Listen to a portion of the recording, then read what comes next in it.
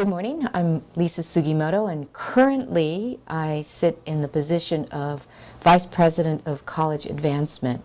That has been a 7-year journey from the Vice President of Student and Learning Services to the President to the Vice President of College Advancement.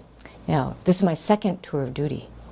I started here back in 1976 as a classified staff member, and then ended up being a counselor. So that has been the journey for PCC. 7 years or 8 years back then and 7 years now. My best memory of my time at PCC, well, there's several, so you get to choose. One of those memories is Mildred Wardlow, and it's around people because of the person that I guess I've become in my life. Mildred Wardlow, at the time I met her, was the Dean of Human Resources, and later on became a Vice President at the college. And Mildred was one of the most gracious, dignified professionals I had ever met, and of course was a woman. And she took me under her wing and became what I consider a mentor and a role model, and was one of the first mentors I ever had, and I will always remember her because of that. Second really wonderful memory I have, and she's still here, Ernestine Moore.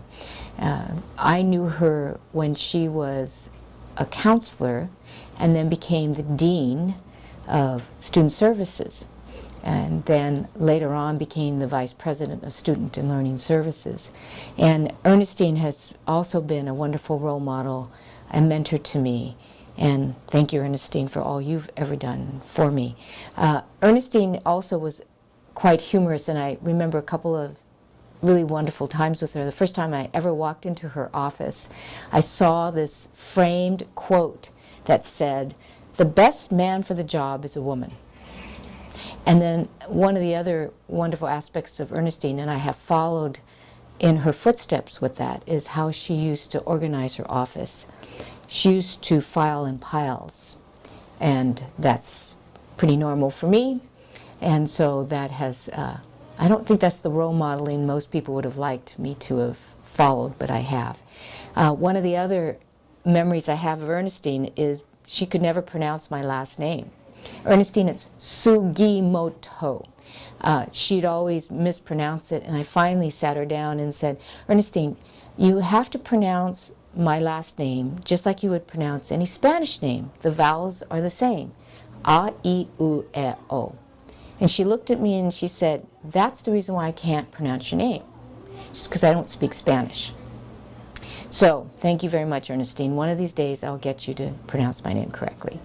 And I guess let me close by just telling you this one last memory. Dr. Kostler was the president in 2003 when I had applied for Ernestine's position that she had recently retired from, the Vice President of Student Learning Services. And Dr. Kostler was interviewing me over a lunch, and actually was on Labor Day. And this is very much like Dr. Kostler. He worked constantly, so it was a holiday. And when I got a call that said, "Dr. Kostler wishes to interview you for this position," they said, "Are you available on Labor Day?" And that was just the first sign I should have known better, that he works all the time. So I met him at Cameron's for lunch, the PCC's restaurant over the way. And we had lunch, and he asked me questions. I answered the questions. And at the end of our lunch, as we were departing the restaurant, I asked him if there was anything I had said or done that would give him pause and have him change his mind. And he looked at me and he said, "Yes, you ordered a salad." Those of you that don't know Dr. Kostler, I apologize for telling you that story, but hopefully those of you that do know Dr. Kostler will understand completely. There are many challenges, and part of a challenge is how do you face them, how do you address them. I think certainly thinking about being the president for a year was a challenge. You know, how would I approach that? What would I do? And I will say to you that that was just one of the most marvelous times that I could have ever have had at the college. But that was a challenge because the college had gone through so much.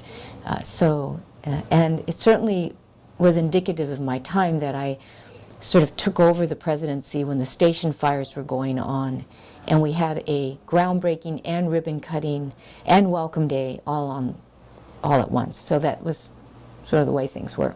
I think one of the challenges that I had that I think is one of the most difficult for somebody who loves students and certainly cares deeply about their future. When I was the Vice President of Student Learning Services, I had discipline as part of my job.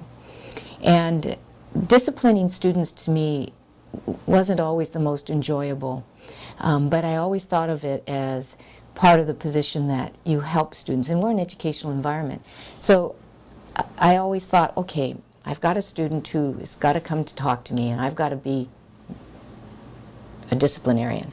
And that was always hard, because I always thought that being a disciplinarian meant that it wasn't just punitive, but it was educational.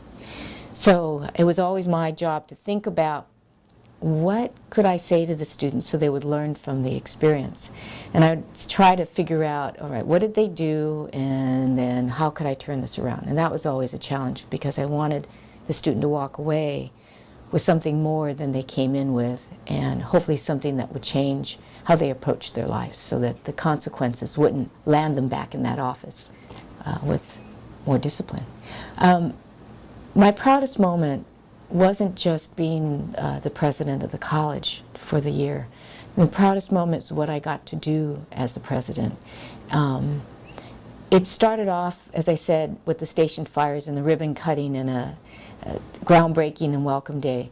But as the year progressed, I got to actually work with faculty and staff on an amazing project, the Nisei Diploma Project, which came about from Assemblymember Warren Fortani's Assembly Bill. And that allowed me the opportunity to honor the Niseis, who are the Japanese Americans that were denied their education during World War II, and they were interned. This Assembly Bill provided us the opportunity to bring these individuals back, and many of them in their late 80s and 90s, and to award them an honorary degree. And at the time, I worked with some incredible people on campus: Dorothy Potter, Susie Ling, Harry Kawahara, one of our retirees. Juan Gutierrez was fantastic, and Shireen Adelaide did the videotaping, and Stuart Wilcox and all the admissions and records people were marvelous in pulling records, and we found these amazing transcripts that were handwritten with information about their families and who they were. And it was history coming alive again, and being able to, I think, what I consider heal not just the college during that year, but heal a generation of people who had suffered during a time was an amazing experience. One of the reasons why I moved back to Pasadena is because I was born and raised here. I grew up in Pasadena, and I was a student at PCC. And I always think about PCC as the school that gave me the opportunities I wouldn't have had if I hadn't attended. And so I will always be indebted to the college and the people that are here, and to the faculty who care deeply about their students and this community.